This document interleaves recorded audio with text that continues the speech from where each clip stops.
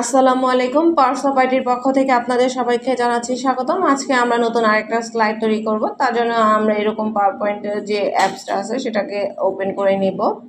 তারপর নতুন একটা ব্ল্যাঙ্ক স্লাইড ক্রিয়েট করব এবং আগের যে স্লাইডটা আছে সেটাকে আমি এভাবে ডিলিট করে দিব। তারপর এখানে আমি একটা শেপ নিব। তার জন্য ইনসার্ট থেকে শেপ অপশনে গিয়ে রেক্ট্যাঙ্গুলার যে শেপটা আছে সেটা নিয়ে নিব।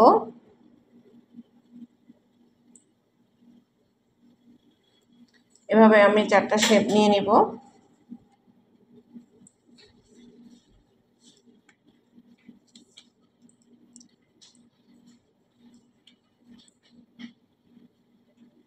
সুন্দর করে শেপগুলো এভাবে সাইজ মতো বসিয়ে দিব। তারপর এগুলোর আমি কালার সিলেক্ট করব। তার জন্য আমি শেপ ফিল কালার অপশন থেকে আমি কালারগুলো মোর ফিল কালার থেকে আমি স্ট্যান্ডার্ড থেকে আমি কালারগুলো চুজ করব।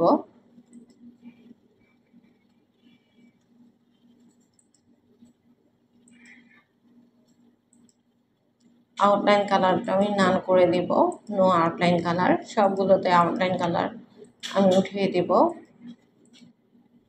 এখান থেকে আমি পেন কালারটা নিয়ে নেব। আবার মোর ফিল কালার অপশন থেকে স্ট্যান্ডার্ড কালার অপশন থেকে আমি কালারটা সিলেক্ট করে নিব।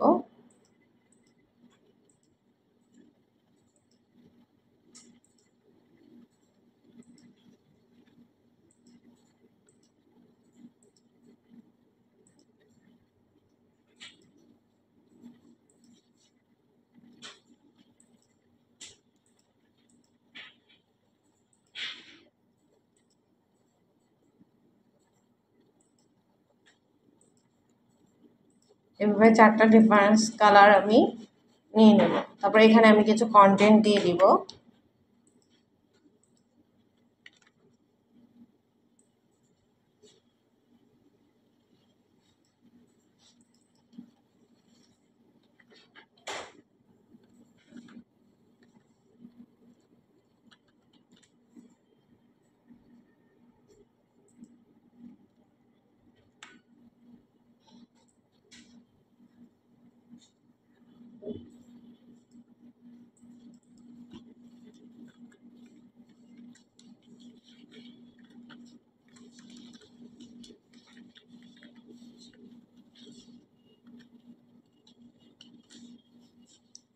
এখানে আমি কিছু লেখা লিখে নিব।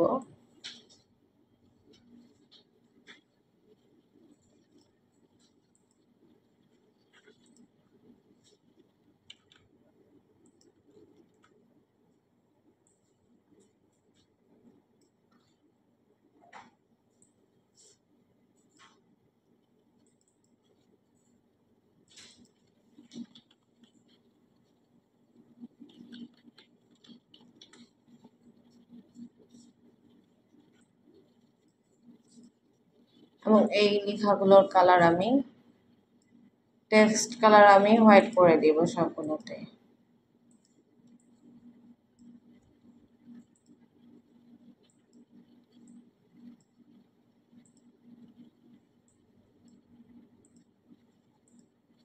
এরপর আমি এর উপরে আরেকটা শেপ নিয়ে আসব।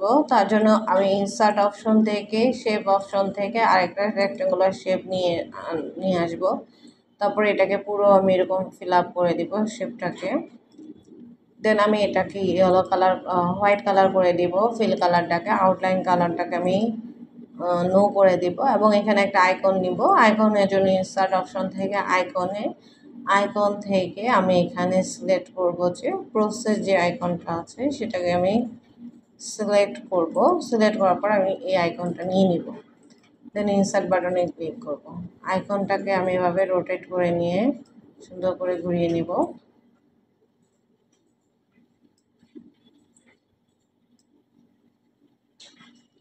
তারপরে আমি এটাকে সুন্দর করে বড় করব এবং এটাকে আমি মিডল পজিশনে রেখে দিব। এখানে আমি একটা টেক্সট বক্স নিব। এরকমভাবে একটা টেক্সট বক্স নিব এবং এই টেক্সট বক্সে লিখব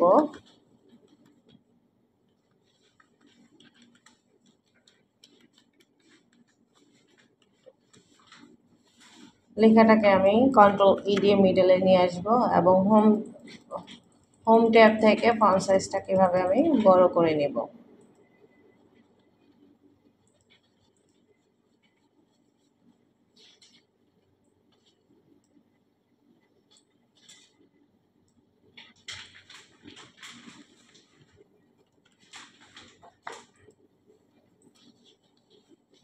তারপরে আমি এই তিনটা শেপটাকে শেপ ধরে এভাবে সিলেক্ট করে তারপরে কন্ট্রোল রাইট বাটন ক্লিক করে গ্রুপ করে নিব বা কন্ট্রোল জি দিলেও গ্রুপ হয়ে যাবে।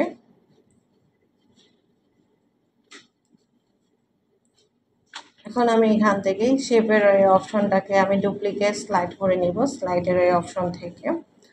তারপরে আমি এখানে 2 নম্বর আমি এটাকে শেপটাকে নিচের দিকে নামিয়ে দিব সুন্দর করে।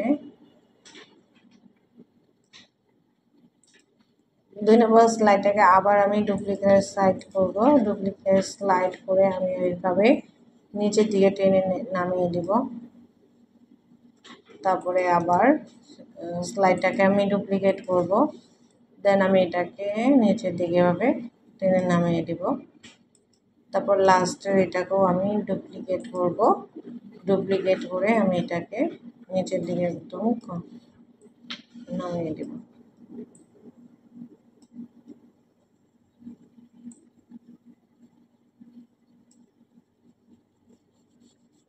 তারপরে আমি 1 নাম্বার স্লাইডে গিয়ে আমি এখানে ট্রানজিশনে গিয়ে মোর ট্রানজিশনটা দিয়ে দিব এবং এখানে অ্যাপ্লাই টু অল সবগুলো স্লাইডে মোর ট্রানজিশনটা থাকবে।